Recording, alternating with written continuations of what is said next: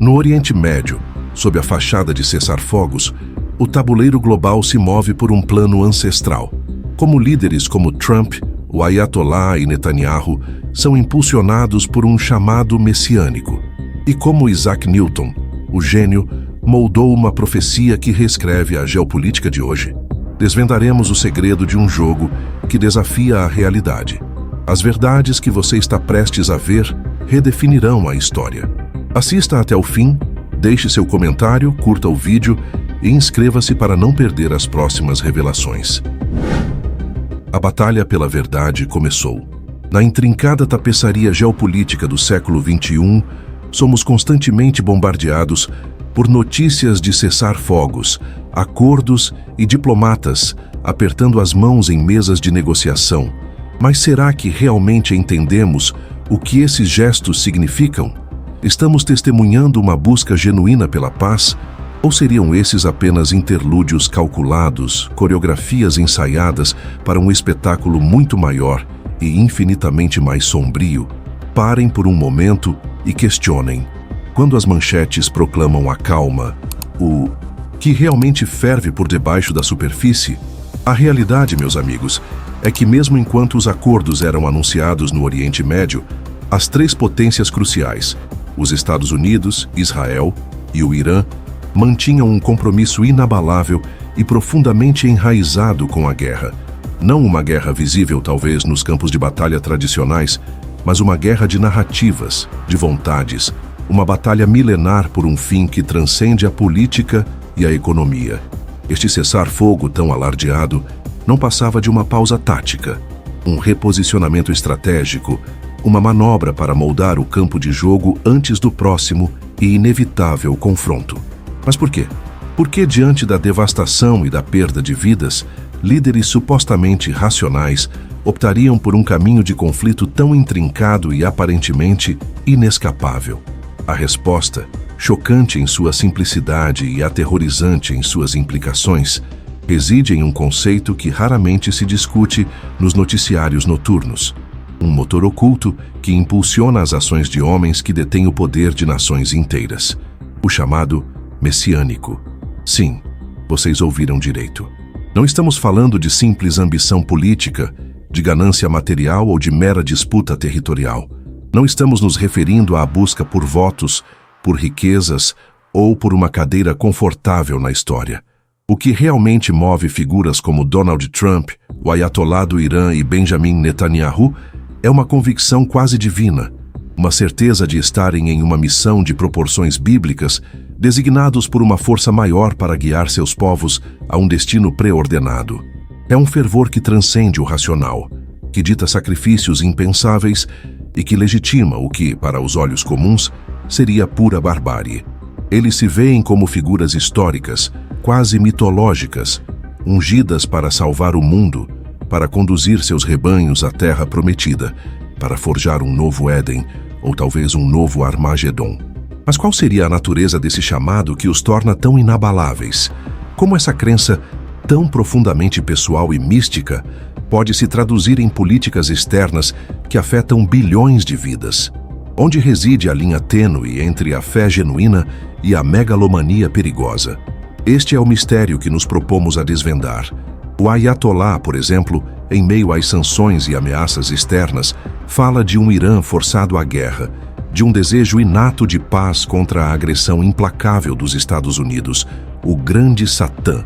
Mas seria essa a verdade? Ou uma narrativa cuidadosamente construída para incitar sua população ao martírio? Trump, por sua vez, um empresário transformado em estadista, alega ser um pacifista relutante, forçado a agir contra o Irã por uma deep state globalista, enquanto se autodenomina o salvador da América, o único capaz de purgar os cânceres que corroem sua república. Netanyahu, o líder de Israel, enfrenta acusações de corrupção, uma nação dividida, mas permanece firme, convicto de que sua permanência no poder e a guerra em curso são sinais de uma predestinação divina para restaurar a glória do reino de David. Três líderes, três narrativas distintas, mas um ponto em comum: a crença inabalável em uma missão que lhes confere energia ilimitada, uma ausência total de medo e a convicção de serem perseguidos por forças malévolas que buscam impedir sua obra.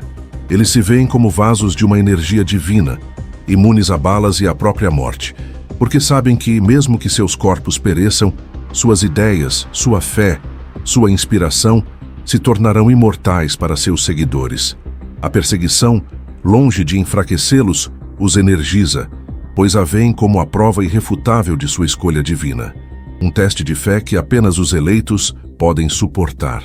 Essa é a essência do que chamamos de complexo de perseguição messiânica. Trump, por exemplo, sobreviveu a 2 impeachments, a oposição da mídia, a generais que o desobedeceram abertamente, a lawfare, com o FBI invadindo sua casa, a tentativas de falência e prisão. Tudo isso para ele não são reveses, mas confirmações de que Deus está testando sua devoção à missão, enchendo-o com uma força inesgotável. Da mesma forma, o Ayatollah caçado pela Mossad e pelo exército americano, aos 86 anos, sente-se mais vivo, mais vibrante do que nunca, pois o momento que esperou a vida inteira, a oportunidade de confrontar o grande Satã, está diante dele. E Netanyahu, imerso em acusações de corrupção, vê nesses ataques a validação divina de seu propósito, a certeza de que Deus o favorece em sua missão de restaurar Israel à sua glória ancestral. Mas o que exatamente é essa missão divina para cada um deles? Que visões apocalípticas e promessas utópicas alimentam essa fé inabalável e como elas se entrelaçam para formar um futuro que parece estar se desenrolando diante de nossos olhos, passo a passo, como um roteiro de um documentário que ainda não entendemos completamente? Como podemos decifrar os desígnios de homens que acreditam ter o próprio Deus ao seu lado e cujas ações ameaçam reescrever a história do mundo, talvez para sempre? A verdadeira questão é: estamos apenas assistindo ou somos parte integrante desse drama cósmico, peões em um jogo que ainda não compreendemos e cujas regras estão sendo ditadas por forças que vão muito além da nossa compreensão imediata? E quando a cortina se levantar para o próximo ato, estaremos preparados para o que realmente virá? Adentramos agora na mente desses líderes, desvendando as crenças que moldam suas visões messiânicas e, consequentemente, o destino de nações inteiras. Não se enganem, o que parece ser estratégia política é, na verdade, uma manifestação de fé, um fervor religioso levado à sua máxima expressão. Mas qual é a essência dessas missões divinas? Comecemos pelo Ayatollah, cuja missão parece, à primeira vista, a mais direta e inquestionável dentro de seu contexto. Sua cosmovisão é uma fusão de zoroastrismo e islã xiita, uma dualidade moral que divide o mundo entre o bem e o mal, a luz e as trevas, a verdade e a mentira. Essa não é uma metáfora, é a estrutura do cosmos para ele, e essas forças estão em guerra desde o início dos tempos. O clímax dessa batalha final é inevitável, e o Ayatollah se vê como o líder ungido para unir o mundo muçulmano contra o grande Satã, os Estados Unidos e seu estado vassalo, Israel. Para ele, o sofrimento, a perseguição e o sacrifício são pilares da verdadeira fé xiita, e morrer por essa crença seria a maior honra. Qual é, então, o seu objetivo? Atrair o grande Satã para o seu covil, para o Irã, onde ele poderá brandir sua espada flamejante e aniquilar o inimigo de uma vez por todas, libertando seu povo da opressão e salvando o mundo. Uma visão apocalíptica de purificação, enraizada em séculos de doutrina religiosa, mas que hoje se traduz em manobras geopolíticas com potencial de guerra global. Essa é a clareza e a determinação de sua missão. Mas e Donald Trump? Qual é a sua versão do chamado messiânico de fazer a América grande novamente? Para Trump, a América não é grande porque, nos últimos 100 anos, ela foi cooptada por globalistas. Esses globalistas, ele afirma, forçaram os Isabianua a guerras intermináveis no Oriente Médio, matando milhares de soldados americanos em benefício de interesses ocultos. Eles abriram as fronteiras, permitindo a entrada de milhões de imigrantes ilegais para corromper a sociedade americana. Infiltraram-se nas escolas, infestando o currículo de crianças com multiculturalismo, políticas woke, DEI, diversidade, equidade e inclusão. ideais que ele considera cânceres no corpo da República Americana. E como se lida com um câncer? Não se negocia, não se espera que ele morra. Ele deve ser purgado com sangue e fogo. Sua missão divina, portanto, é destruir o Império Americano, rolando-o para uma guerra invencível contra o Irã, o que, ironicamente, ele acredita que forçará o povo americano a se levantar contra seus opressores globalistas, removendo a América dos assuntos globais, Europa, Ásia, África, quem se importa, para que ela possa restaurar sua alma republicana e se tornar grande novamente, cumprindo seu destino manifesto de controle sobre a América do Norte, sua verdadeira terra prometida. Trump se vê como o líder dessa revolução, o restaurador da República, uma narrativa complexa, onde a autodestruição do império é um meio para a salvação da nação, um paradoxo que desafia a lógica comum, mas que faz sentido dentro da ótica messiânica de purificação radical. E Benjamin Netanyahu, sua visão é tão antiga quanto o próprio Israel.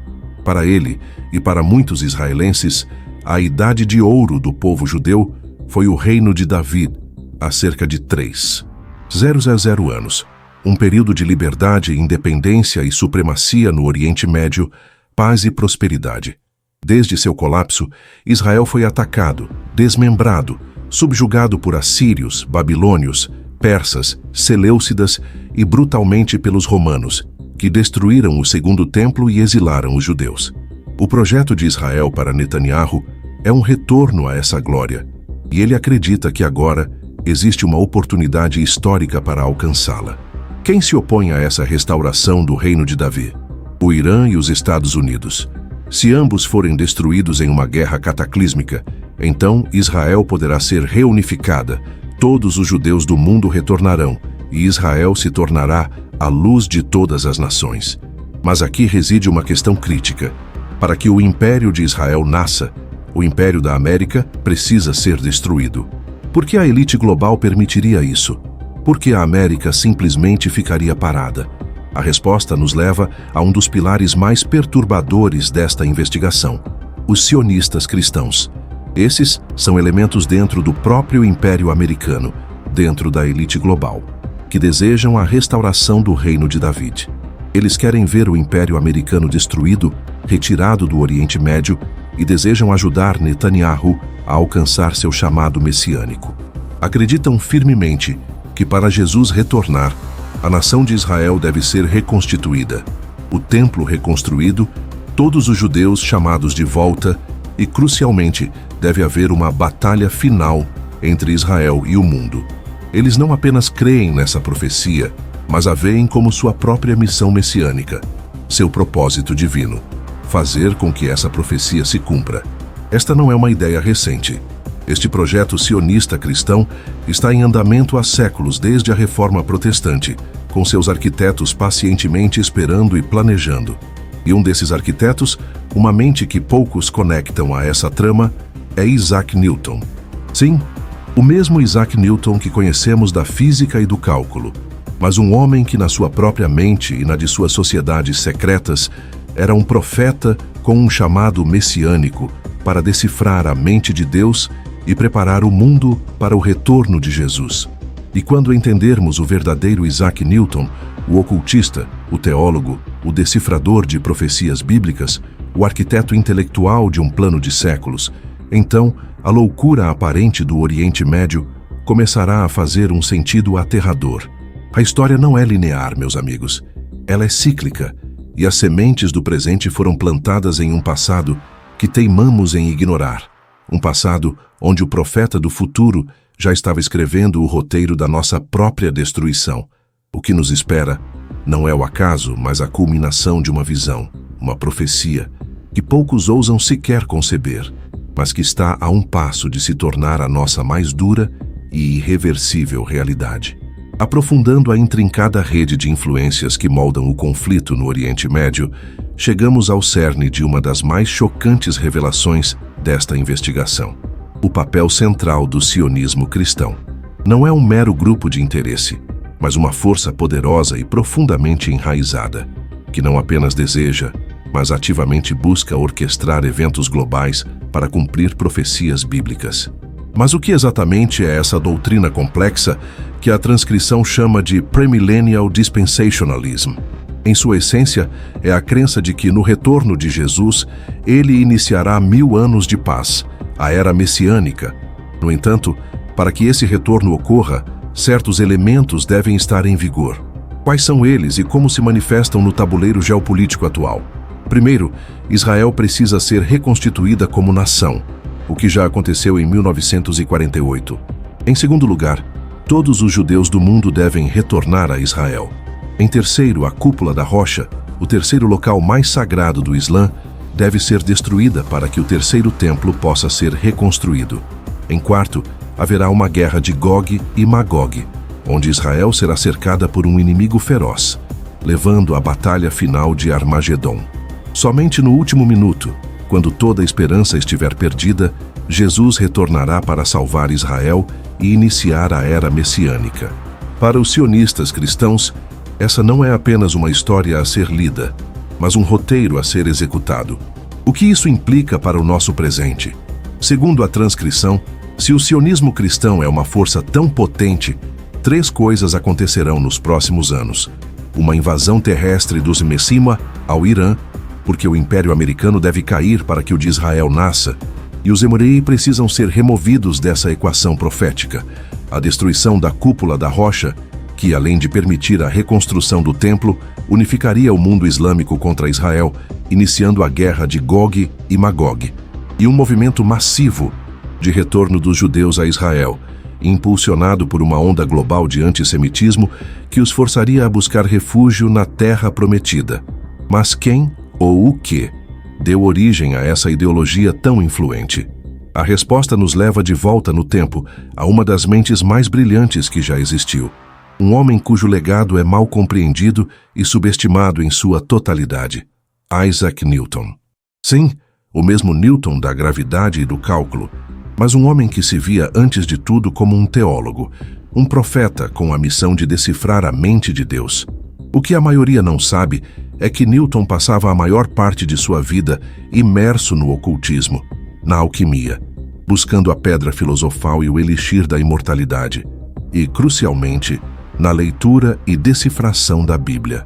Para ele, a história era teológica, movendo-se em direção ao retorno de Cristo, e essa estrutura divina podia ser expressa matematicamente.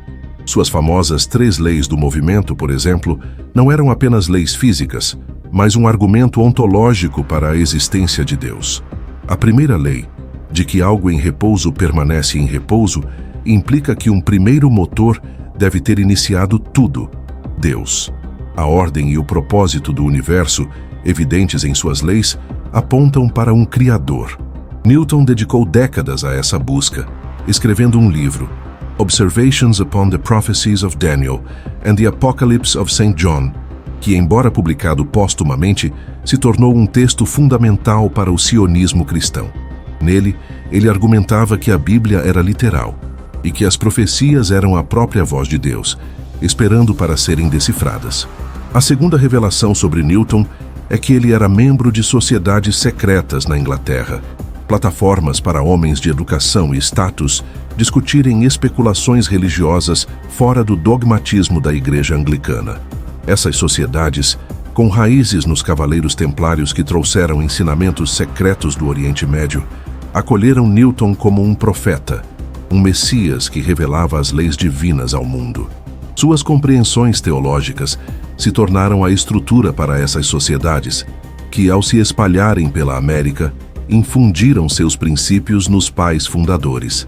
A terceira revelação, igualmente surpreendente, é que Newton atuou por 30 anos como mestre da Casa da Moeda Real, responsável por proteger a integridade da moeda britânica contra falsificadores. Para isso, ele construiu uma rede de espiões, torturadores e executores, estabelecendo, na prática, a primeira agência de inteligência da Inglaterra. Essa herança se conecta, inclusive, à criação do Serviço Secreto dos Ipur-Senawa em 1865, que originalmente tinha a mesma missão: combater a falsificação. O que tudo isso significa? Que Isaac Newton, o gênio que lançou as bases da ciência moderna, também construiu os fundamentos do Império Britânico, que, por sua vez, evoluiu para o Império Anglo-Americano que hoje controla o mundo. E nesse DNA imperial está intrinsecamente tecido o sionismo cristão. O sionismo, em sua forma moderna, não é uma invenção judaica, mas uma criação do sionismo cristão, colocando-o em fundamental conflito com o judaísmo ortodoxo. Para os judeus ortodoxos, a criação do Estado de Israel é uma blasfêmia, uma manipulação da vontade divina, pois apenas o Messias verdadeiro, enviado por Deus, pode restaurar a nação de Israel. Manipular a história, como os sionistas cristãos buscam fazer, é forçar a mão de Deus, é uma falsificação da promessa divina. Assim, a guerra no Oriente Médio não é um mero acidente geopolítico. É a culminação de um plano meticuloso, forjado por séculos, impulsionado por uma fé inabalável em profecias bíblicas reinterpretadas e executado por poderosas alianças invisíveis. Estamos testemunhando a manifestação de uma agenda que transcende gerações e cujas raízes se estendem até as mentes mais geniais e secretas da história.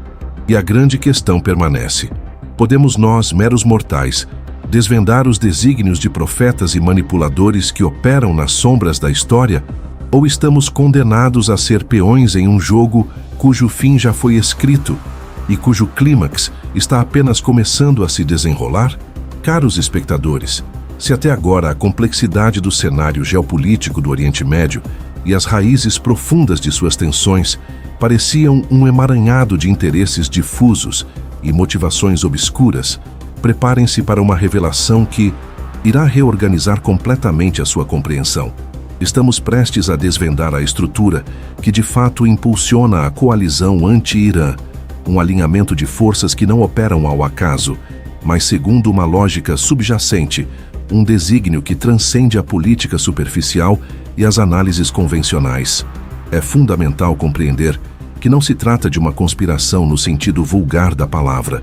Não há um grupo de indivíduos sentados em uma sala enfumaçada em Washington, D.C., e tramando o destino do mundo de forma consciente e coordenada. A realidade é muito mais sutil, mais orgânica e, por isso mesmo, mais perigosa. 4 facções distintas, com motivações e objetivos próprios, convergem para o mesmo ponto, como rios que, sem um comando central, fluem naturalmente para o mesmo oceano. Qual é esse ponto de convergência? A guerra contra o Irã, mas não por razões meramente pragmáticas, e sim por uma profunda e intrincada teia de crenças, ideologias e interesses que, em última instância, se alinham em um objetivo comum, ainda que cada uma o visualize de maneira diferente. A primeira facção, e talvez a mais surpreendente para muitos, são os sionistas cristãos, aqueles cuja fé os impele a acelerar as profecias bíblicas, acreditando que a destruição de certas nações e a elevação de outras são passos necessários para o retorno de seu Messias. Já falamos sobre a profundidade e a longevidade dessa ideologia, forjada nas mentes de figuras como Isaac Newton e sua capacidade de influenciar as políticas globais. Para eles, a guerra no Oriente Médio não é uma tragédia a ser evitada, mas um evento necessário, um marco profético, um passo inevitável em direção ao Armagedon e, consequentemente, à redenção. Eles anseiam por uma batalha final que, paradoxalmente, trará a paz eterna.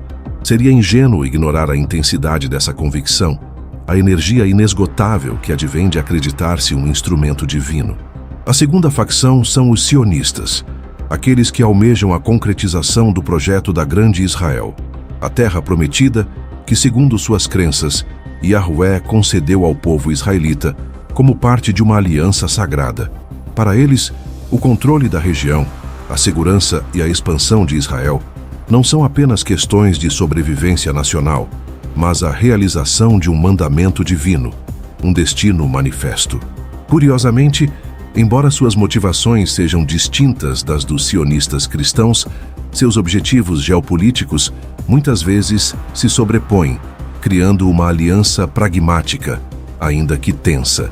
Os sionistas cristãos veem os sionistas como ferramentas rituais, sacrifícios necessários para obter o favor divino, enquanto os sionistas veem os sionistas cristãos como um meio útil para alcançar seus próprios fins. É um relacionamento cínico, sim, mas eficaz, pelo menos até que a montanha seja alcançada e os verdadeiros deuses de cada um se revelem. A terceira facção é a elite financeira global, representada por Wall Street e a City de Londres. Para eles, a guerra é, acima de tudo, uma oportunidade. Eles não possuem uma visão ideológica ou religiosa para o mundo. Seu único Deus é o lucro, a acumulação de riqueza. O controle sobre o Irã, com suas vastas reservas de petróleo e sua posição estratégica no Estreito de Hormuz, significa o controle sobre o comércio global, a capacidade de neutralizar projetos como o BRICS e a Rota da Seda da China. Eles veem a fé e a determinação das outras facções como uma energia monetizável, um investimento lucrativo. São oportunistas, sim, e financiariam a construção de qualquer estrada que levasse ao topo da montanha, contanto que pudessem instalar pedágios ao longo do caminho. Para eles, não há limites morais ou éticos. A venda dos próprios filhos seria um pequeno preço a pagar pela riqueza infinita. A quarta e última facção é o Império Americano, o complexo militar industrial, a Deep State, como alguns a chamam. Esses são os burocratas do poder, com empregos confortáveis e orçamentos trilionários para justificar. Sua principal preocupação é manter a hegemonia americana, a ordem unipolar, e a guerra contra o Irã serve perfeitamente a esse propósito, garantindo o controle sobre o Oriente Médio e, por extensão, sobre grande parte do mundo. Eles não lideram, mas se justificam. Se as outras facções estão dispostas a pressionar políticos, a subornar e a lobiar pela guerra, o Império Americano fornece a proteção militar, a infraestrutura, a justificação para sua própria existência. Eles farão o mínimo possível para manter seus empregos bem remunerados e ar-condicionados, aproveitando-se do fervor das outras facções. Assim, as quatro facções, sionistas cristãos, sionistas, elite financeira e Império Americano, embora com motivações díspares, convergem para o mesmo objetivo, a guerra contra o Irã. Mas a convergência não implica harmonia. Haverá divergências principalmente sobre os meios. Os sionistas cristãos e os sionistas, movidos por um fervor quase fanático, advogam por uma invasão terrestre imediata, uma mudança de regime pela força, enquanto os financistas e o Império Americano, mais avessos ao risco, preferem uma abordagem mais lenta e controlada. Contudo, prevejo que os sionistas cristãos e os sionistas, por seu fervor inabalável, prevalecerão. Mas por quê? Por que a paixão e a fé se sobreporiam ao poder financeiro e militar? A resposta reside na lei universal da teoria dos jogos. Esta fórmula, simples em sua apresentação, mas profunda em suas ramificações, é a chave para entender como o mundo funciona, quem realmente vence e por quê. A fórmula é: massa x energia, x coordenação. Massa é o número de pessoas envolvidas, mas não apenas o número bruto. É a coesão, o quanto essas pessoas gostam e estão dispostas a trabalhar juntas. Uma sociedade mais coesa, como o Japão em comparação com a China, pode ter uma massa efetiva maior, mesmo com menos indivíduos. Energia é o nível de motivação, mas não a energia física, e sim a energia mental, a mais cara e difícil de manter. Medimos essa energia pela abertura de um grupo em aceitar suas limitações, suas falhas, sua disposição para o autoaperfeiçoamento. A frase mais difícil de dizer é: eu estou errado, e aqueles com maior energia e motivação são aqueles que mais prontamente a proferem. Coordenação, por fim, é a capacidade de as pessoas trabalharem juntas para alcançar um objetivo. E aqui reside a distinção crucial.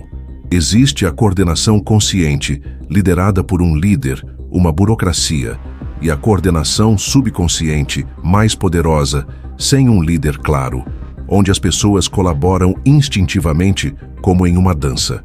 Conspirações conscientes são falhas, difíceis de manter em segredo, ilegais e cheias de conflitos de ego. A coordenação subconsciente, ao contrário, permite a cooperação sem atrito, a negação plausível e a discrição.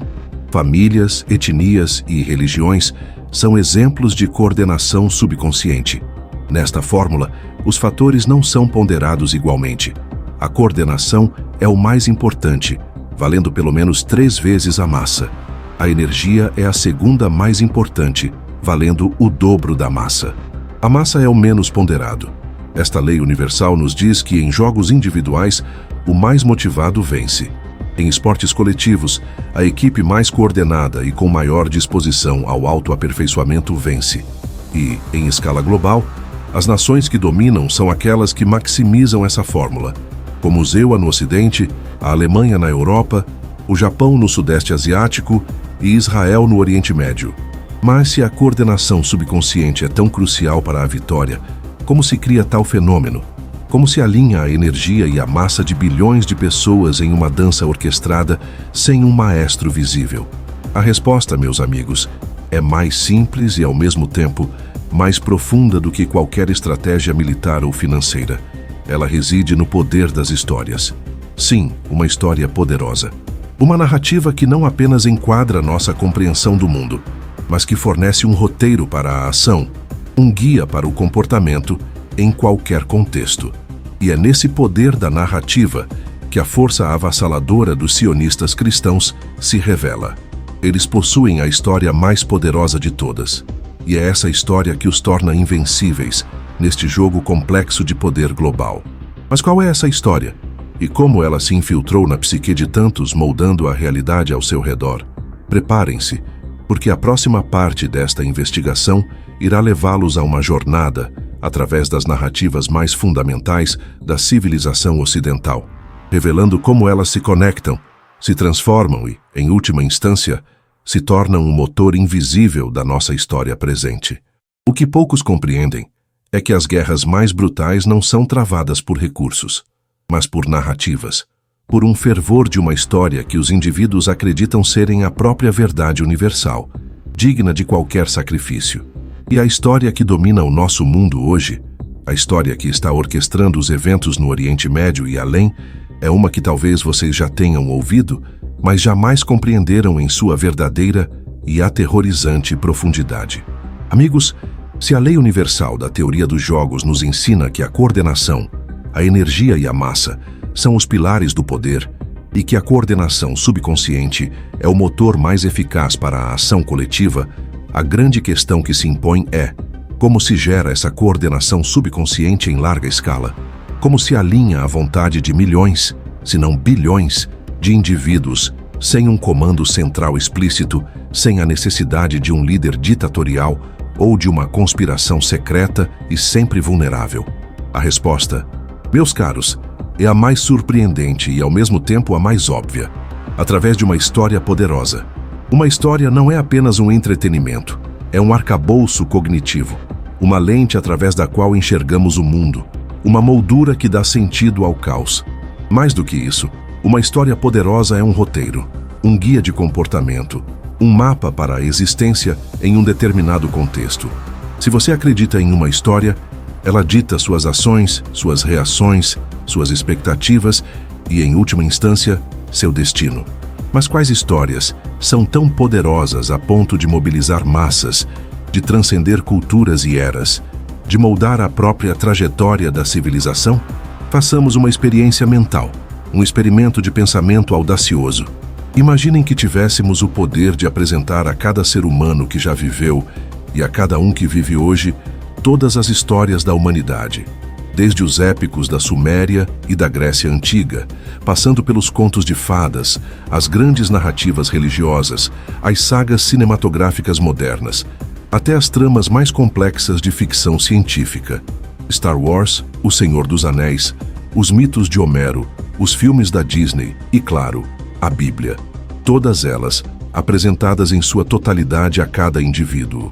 E então, 10 anos depois, retornaríamos para perguntar: qual história você mais se lembra? Qual delas ressoou mais profundamente em sua alma, em sua psique? Após tabular os resultados de bilhões de pessoas, o que descobriríamos? A resposta é quase unânime: 3 histórias. E, surpreendentemente, essas 3 histórias são, na verdade, uma só. A primeira é a Alegoria da Caverna de Platão, uma narrativa que é, na sua essência, uma reinterpretação do julgamento de Sócrates.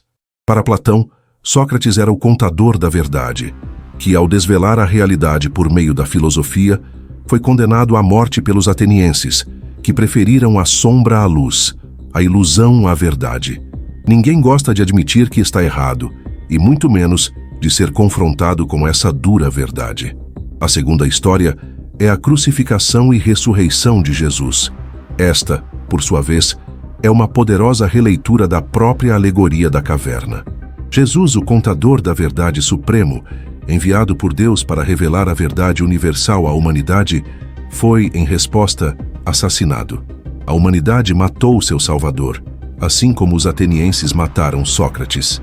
A alegoria da caverna e a crucificação de Jesus são, portanto, duas faces da mesma moeda, duas manifestações da mesma verdade dolorosa, a resistência humana à verdade e o sacrifício necessário para revelá-la.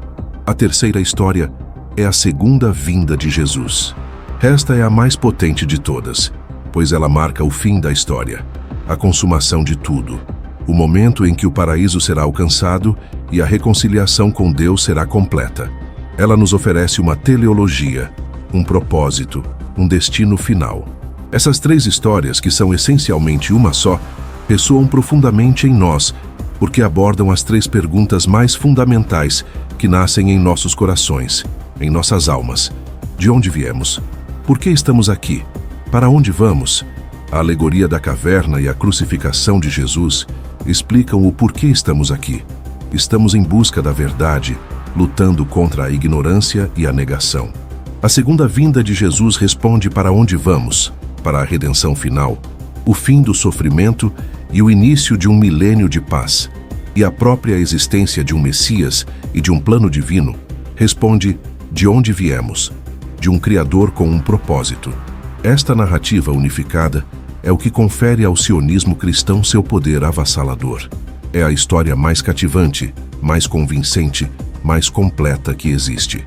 É por isso que os sionistas cristãos são os mais enérgicos, os mais motivados, os mais comprometidos. Eles não estão apenas lendo uma história. Eles acreditam que estão vivendo-a, que são atores em um drama cósmico e que seu papel é crucial para trazer essa história à fruição, para transformá-la em realidade. É uma história tão poderosa que eles estão dispostos a sacrificar suas próprias vidas para realizá-la. Eles descobriram o segredo do universo e sentem a obrigação inadiável de manifestá-lo na existência. E aqui está a parte mais perturbadora. Se essa história é tão universalmente poderosa, tão inerente à psique humana, então ela não é um fenômeno novo. Ela deve ter se manifestado em outros momentos da história, em outras culturas, sob outras roupagens. E mais importante, se ela se manifestou antes, ela continuará a se manifestar até o fim dos tempos. O sionismo cristão, portanto, não é um modismo passageiro. É uma força perene, um motor constante da história humana. Mas será que temos evidências de que essa mesma história, essa mesma busca pelo Messias e pela redenção final, já se desenrolou antes, com personagens diferentes, mas com a mesma trama subjacente? Sim, meus amigos, temos. E essa evidência nos leva a 1500 anos atrás, a uma época de profunda turbulência, de impérios em colapso e de um mundo que parecia estar à beira de seu próprio Armagedon. No século VII d.C., por volta do ano 600 da Era Comum, o Oriente Médio era um campo de batalha desolador. Dois gigantes, o Império Bizantino, sediado em Constantinopla, e o Império Persa Sassânida, estavam engajados em uma guerra de exaustão que devastava o mundo conhecido. Pessoas morriam aos milhões. Fome e escravidão eram a norma, e a perseguição religiosa era uma chaga aberta. Parecia, de fato, o fim dos tempos, o fim da história. Em meio a esse caos, uma comunidade em particular sofria imensamente: os judeus. Banidos de Jerusalém, sua cidade santa, a cidade de seu Deus Yahweh. Eles viviam na diáspora, mas nunca abandonaram a esperança. Secretamente, eles tramavam, sonhavam e, acima de tudo, esperavam. Esperavam o Messias, o ungido, que os lideraria de volta à sua terra, reconstruiria a nação de Israel, ergueria o terceiro templo e inauguraria a era messiânica. Essa espera não era passiva, era uma espera ativa, permeada por séculos de rebeliões e exílios. Eles haviam sido expulsos de Jerusalém muitos séculos antes, após 3 grandes revoltas fracassadas contra o Império Romano. Cada derrota os empurrava para o deserto da Arábia, um refúgio seguro onde os romanos que odiavam a areia não ousavam persegui-los.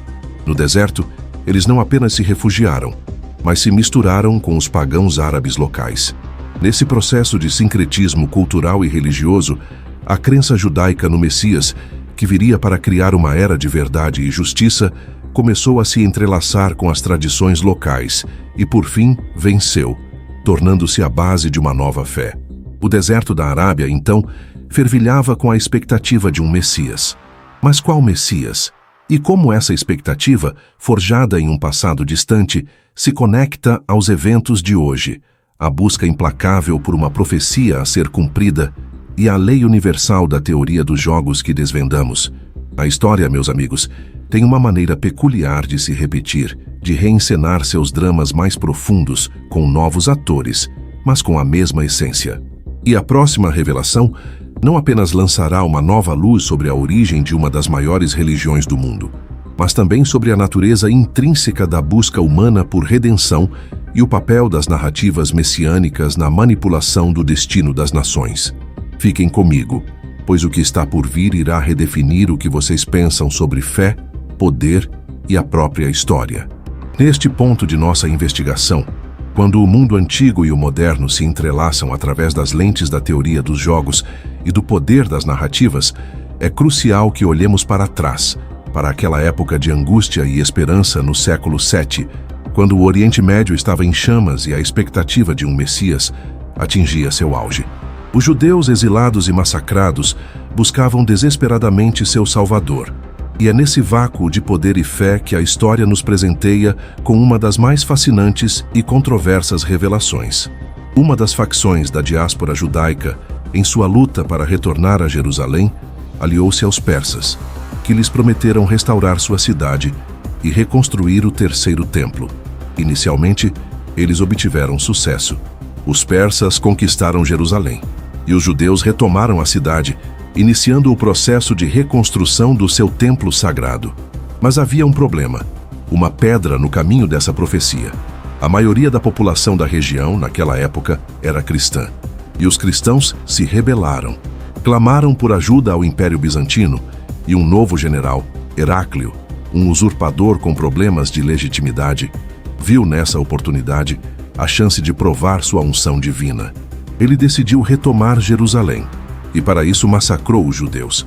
Nesse momento de desespero abismal, com o anticristo Heráclio no poder e a nação judaica à beira da aniquilação, a escatologia judaica previa o surgimento do Messias. Quando toda a esperança parece perdida, quando o inimigo é esmagador, é nesse preciso instante que o Messias deve surgir para liderar seu povo na vitória final contra o mal, restaurar Israel, reunir a diáspora, reconstruir o templo e inaugurar uma era de 1000 anos de paz, verdade e justiça. Era o cenário perfeito para a chegada do ungido. E então, os judeus do deserto da Arábia, procurando por esse Messias prometido, convergiram para um homem carismático que estava absolutamente convencido de ser o Messias judaico. A história tradicional não o identifica dessa forma, mas a pesquisa de historiadores religiosos sugere uma verdade surpreendente. Este homem, cujo nome a história perdeu em grande parte, mas que hoje conhecemos como Maomé, era, para muitos judeus da época, o Messias. Ele tomou para si o chamado, e segundo a lei universal da teoria dos jogos, ele precisava dizer apenas 3 coisas para unir o mundo atrás de si, tornando-se uma força imparável, um verdadeiro maremoto capaz de varrer a velha ordem e construir a era messiânica. E quais eram essas 3 coisas que Maomé, o Messias judaico, teria proclamado para desencadear uma revolução global? A primeira: eu sou o Messias judaico. Eu sou o cumprimento da profecia. Eu sou o prometido, o ungido. Ao se posicionar como o Messias esperado, ele imediatamente ativou a energia e a coordenação subconsciente de uma população que ansiava por um Salvador. A segunda coisa que ele precisava dizer era: somos todos filhos de Abraão.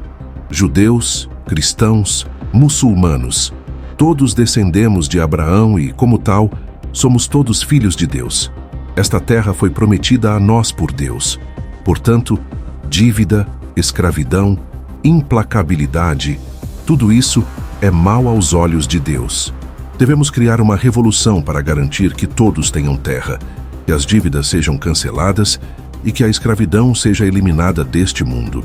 Eu sou o Messias para nos levar à vitória final na busca pela era messiânica. Essa proclamação não apenas oferecia uma visão de justiça social e igualdade, mas também unia diferentes grupos sob uma ancestralidade comum, o que, sob a teoria dos jogos, multiplicava a massa e a coordenação de forma exponencial. A terceira e mais radical proclamação de Maomé para unir o mundo.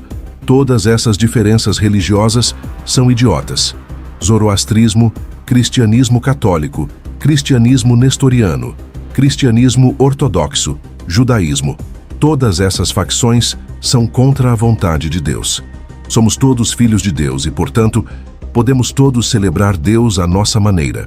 Essas facções, essas divisões, existem apenas para que a classe sacerdotal nos explore, para que o imperador, para que a classe política nos divida e conquiste. Vocês são livres para celebrar sua religião, sua fé, da maneira que acharem melhor. Esta mensagem de tolerância religiosa radical, encapsulada na Constituição de Medina, se tornou uma das ideologias fundadoras do Islã. Ela eliminava as barreiras sectárias, permitindo uma coordenação sem precedentes, uma unidade que transcendeu as divisões tradicionais e, segundo a teoria dos jogos, criou uma massa e uma energia quase ilimitadas. Ao dizer essas três coisas, Maomé liderou a primeira revolução global contra a ordem estabelecida, criando a estrutura fundamental do Islã. Ele desencadeou uma força que varreria impérios. Embora Maomé tenha morrido antes de completar sua missão, muitos judeus da época ainda acreditavam que ele era, de fato, o Messias judaico, porque as profecias pareciam ter sido cumpridas. Primeiro, os árabes reconquistaram Jerusalém e devolveram os judeus à cidade, reconstituindo a nação de Israel de fato. Segundo, eles construíram o terceiro templo, o que hoje conhecemos como a Mesquita de Al-Aqsa, ainda lá em Jerusalém. E terceiro, eles inauguraram um milênio de paz, prosperidade, verdade e justiça, a Idade de Ouro Islâmica. Para muitos judeus, a profecia havia sido cumprida. Essa convicção levou muitos deles a se converterem ao Islã e a se tornarem administradores e oficiais de destaque na Idade de Ouro Islâmica, fazendo enormes contribuições para a civilização mundial. Mas a história não termina de forma idealista. Logo após a morte de Maomé, seus seguidores mais próximos, os companheiros, foram em grande parte eliminados na luta pelo poder que se seguiu. Este é um capítulo controverso da história, sim, e não temos tempo para nos aprofundar nos detalhes agora, mas a lição é clara. A ascensão de um Messias, por mais revolucionária que seja, é muitas vezes seguida por lutas internas e a distorção de sua mensagem original. O paralelo com o nosso tempo é assustadoramente evidente. As narrativas messiânicas, sejam elas judaicas, cristãs ou islâmicas, possuem um poder inigualável para moldar a história, para mobilizar as massas e para redefinir a realidade. A crença em um Messias, a expectativa de uma era final de redenção, é um motor tão poderoso que pode transcender a lógica, a razão e até mesmo a autopreservação. E se o passado nos serve de guia, a história não se contentará em apenas se repetir. Ela se refinará, se intensificará, se tornará mais complexa. Estamos mais uma vez em um ponto de inflexão onde as forças messiânicas, agora sob a roupagem do sionismo cristão e suas facções aliadas, estão orquestrando o próximo ato de um drama milenar. A questão não é se um Messias surgirá, mas qual narrativa ele encarnará e se estaremos preparados para reconhecê-lo ou para resistir a ele, quando a história, inevitavelmente, apresentar seu próximo jogador. O jogo está longe de terminar, e as peças continuam a se mover em um tabuleiro onde o passado é o prólogo, e o futuro uma profecia a ser cumprida. Após percorrermos os intrincados caminhos da lei universal da teoria dos jogos e de desvendarmos o poder avassalador das histórias e narrativas messiânicas que, de fato, moldam a trajetória da civilização, chegamos a uma conclusão que, embora possa soar desconfortável, é inegável.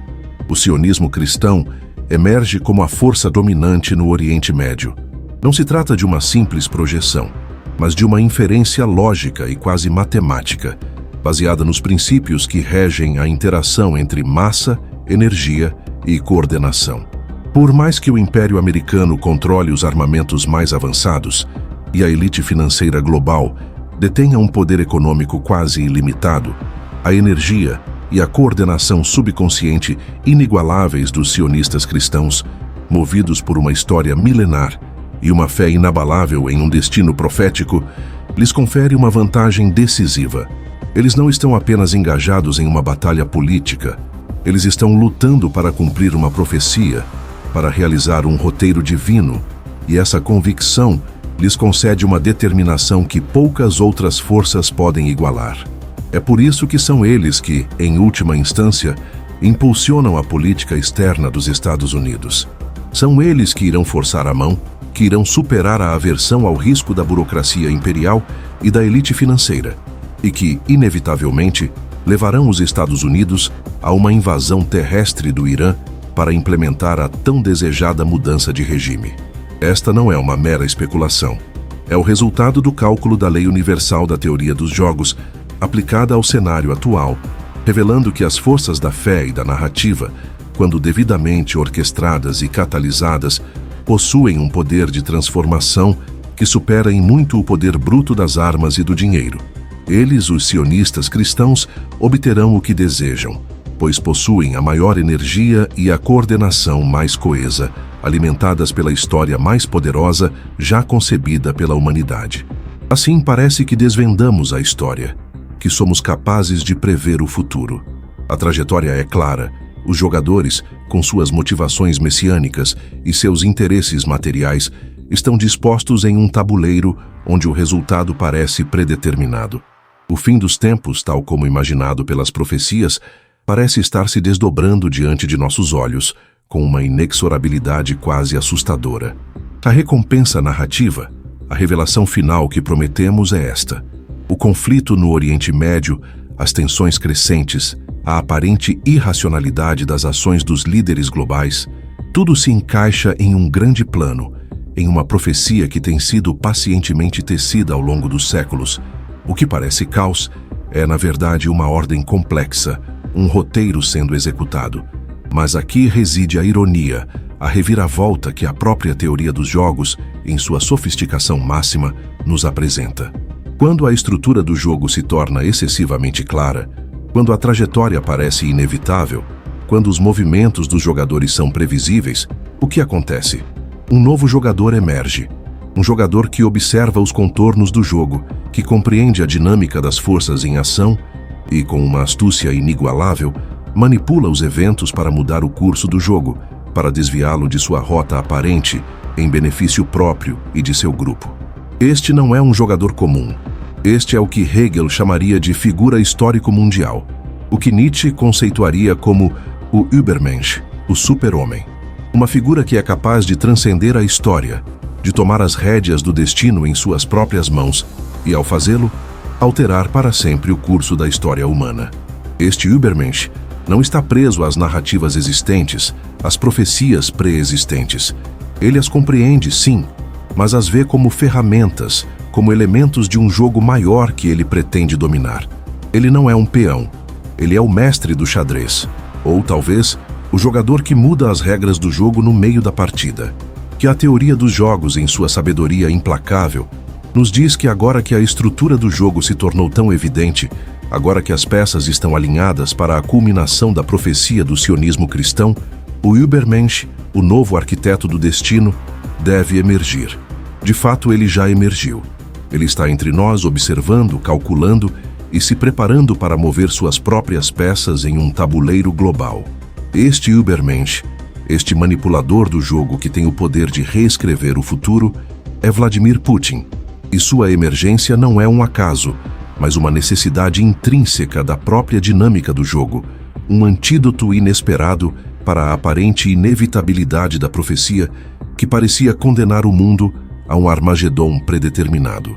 Ele não é apenas um líder político, ele é o World Historical Figure, que irá desafiar a trajetória estabelecida, que irá subverter as expectativas e que irá, com suas ações, redefinir a própria natureza do conflito que acreditávamos compreender. O que ele quer? Qual é a sua visão? E como ele pretende alcançar seus objetivos, desviando o curso de uma profecia que tem séculos de planejamento e de fervor em sua execução? A resposta a essas perguntas não é apenas crucial para entender o futuro próximo do Oriente Médio, mas para decifrar a direção da história global. O jogo está prestes a mudar, e o mestre da nova estratégia já está em posição. Acreditávamos que o sionismo cristão, com sua história poderosa, era o ponto final da nossa investigação. Mas, como em toda boa trama, há sempre uma reviravolta, um personagem que surge para desafiar o protagonista e reescrever o final. E essa reviravolta, esse novo ator, é o que nos aguarda. O que vocês acreditavam ser o clímax é apenas o prelúdio para um confronto ainda maior. Um duelo de narrativas e de vontades que decidirá não apenas o destino do Oriente Médio, mas de toda a humanidade. Nesta jornada investigativa, desvendamos camadas de verdades ocultas que redefinem o que pensávamos saber sobre os conflitos globais. A tensão no Oriente Médio não é acidental, mas a manifestação de chamados messiânicos que impulsionam líderes como Trump, o Ayatollah e Netanyahu, transformando-os em instrumentos de uma profecia milenar. Revelamos o sionismo cristão, uma ideologia moldada por mentes como Isaac Newton, que teceu sua agenda nos alicerces do Império Anglo-Americano, buscando a destruição da cúpula da rocha e a reconstrução do terceiro templo para forçar a segunda vinda de Cristo. A lei universal da teoria dos jogos nos mostrou que o poder reside na massa, energia e coordenação, e que a força inabalável de uma narrativa messiânica pode superar a riqueza e o armamento bruto. Até mesmo a história de Maomé foi revisitada, apresentando-o como um Messias judaico que unificou povos sob uma bandeira de tolerância, desafiando narrativas seculares e sublinhando a natureza cíclica e poderosa da fé. As implicações dessas descobertas são monumentais. Estamos testemunhando a ativação de um roteiro que tem séculos de planejamento, onde a política é um palco para a concretização de profecias. A iminente invasão do Irã, a possível destruição de locais sagrados e o retorno forçado de populações não são cenários distópicos, mas os próximos passos de um plano meticuloso. Sua responsabilidade agora é imensa. O conhecimento adquirido impõe a você um despertar. Não seja um peão em um jogo que não compreende. Haja. Questione as narrativas oficiais. Busque a verdade além das manchetes. E recuse-se a ser complacente. A história não está escrita. Ela está sendo escrita agora, e sua consciência pode ser a chave para reverter ou redirecionar o seu curso. Fique atento. O próximo ato já começou. Se este vídeo abriu sua visão, compartilhe com quem ainda está dormindo, para que mais olhos se abram para a verdade que se desenrola. Curta este vídeo, pois cada like impulsiona a mensagem para além dos algoritmos. Comente suas percepções e questionamentos, pois é no diálogo que a compreensão se aprofunda. E siga o canal, pois as próximas revelações não estarão nos jornais, estarão aqui. Continuaremos a desvendar as peças desse tabuleiro, inclusive a figura de Vladimir Putin, o Übermensch que promete redefinir as regras do jogo. Ele será um catalisador ou um freio. A verdade é um caminho, e a jornada continua. Quando o próximo episódio chegar, você vai saber o que poucos sabem.